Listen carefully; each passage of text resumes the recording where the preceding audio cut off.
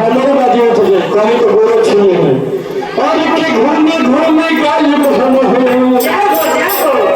अरे किसी और बोले तो भजाना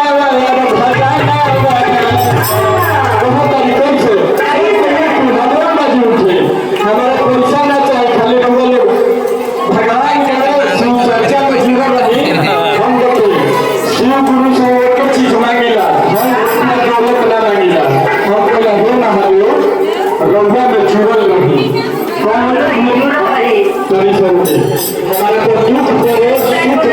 हेलो करी सरोगे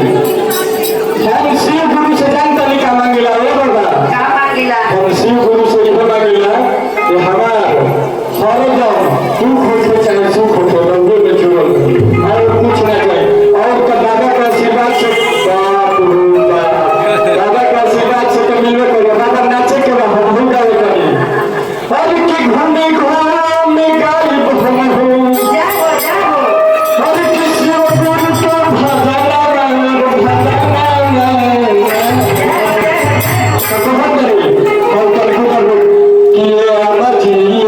आमाजी हमरे एगो सास के कहला कि आमाजी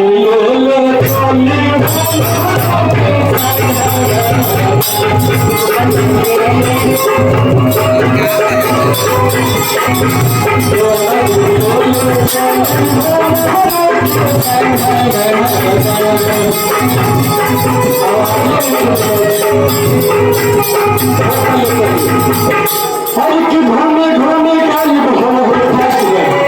और शिव गुरु के भजाना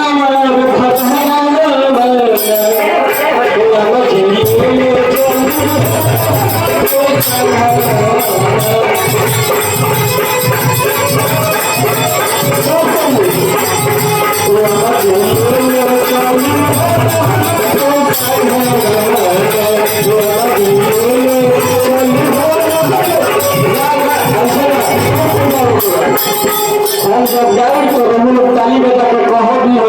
कि आमाजी बोले चल हमरो के संग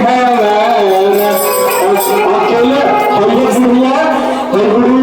अकेले भाग जाते पतो तो नहीं खेले रहता ना चाचा ना और की बिया हो जाए पतो ना जाए शिव गुरु में जुड़े और की घूमे घूमे का ये हम हो राव पतो हुआ नहीं और शिव गुरु के खजाना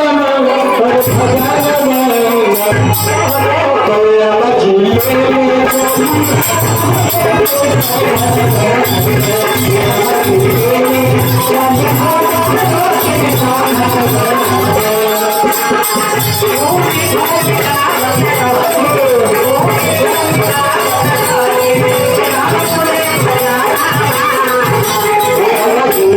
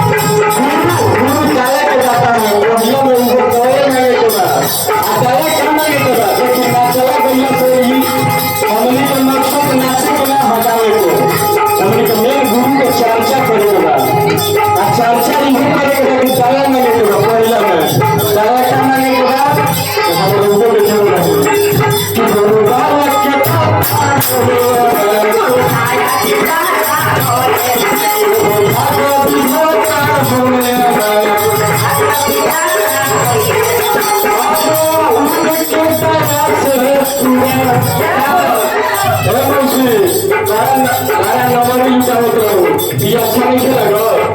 हर चीज ये अच्छा नहीं खेलेगा बहुत है और की उनके तरफ पूरा सपना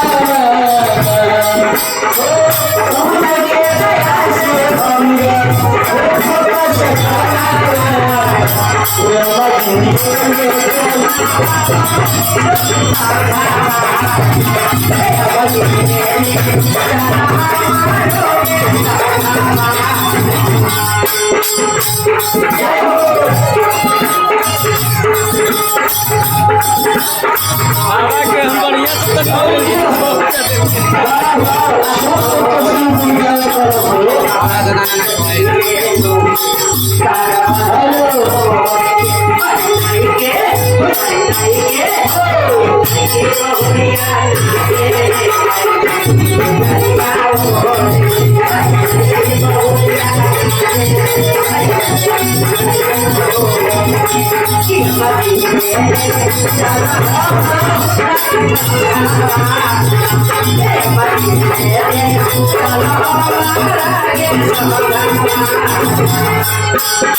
लास्ट अंतर में कहेगा नाम ले दवा दूसरे में चला